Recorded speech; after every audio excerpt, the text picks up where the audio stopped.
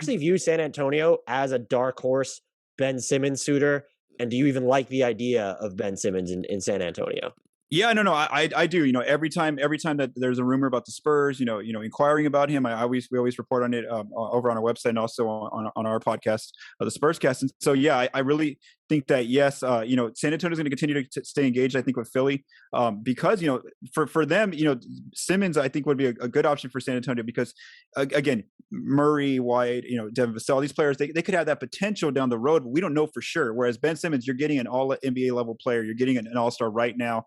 And then you get him in San Antonio, and then you start building a team around him. Especially, coming into the next season as being one of the few teams that actually has a good amount of cap space, so you can kind of restructure your roster to fit around Ben Simmons and kind of work with his strengths and weaknesses. So I really feel like yes, as long as the price, whatever the trade package comes down from what Philly would accept right now, I think that yes, San Antonio is going to continue to call and kind of stay engaged in those conversations until he eventually gets moved. Because I really feel like yes, if he's there for the right trade package that San Antonio is comfortable with, I think that yes, they would make that move and to bring in Ben Simmons.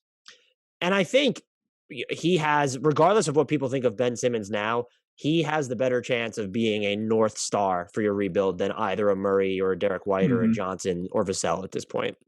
Yeah, no, I agree. Again, just because we know what he is, you know what he is already as a player, the level he can get to, and then I think that from there you can really kind of do it. What he's been saying, through his in these reports is that he wants a team built around him, and I think that the Spurs would be able to do that, where they can start moving maybe some of these young players to get in, whether it's shooting around him or whatever different players that they feel would best work with Simmons. And again, now all of a sudden you have your all star, your all NBA level player for the next 4 years if you're San Antonio.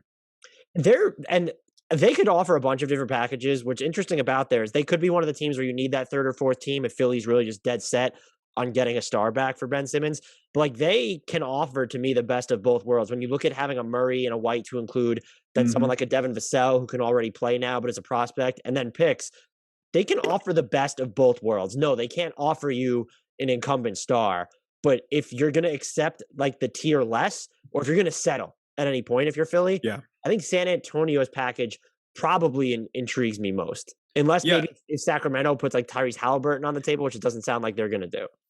Yeah, no, I think that's a perfect word. You just said they're settle. I think that if Philly ever gets to the point where they're willing to settle on what they're asking for Simmons, I think that San Antonio is one of those perfect trade partners for them. Where of the young players, they have some picks to send as well, and it would just be again on Philly bringing their trade package with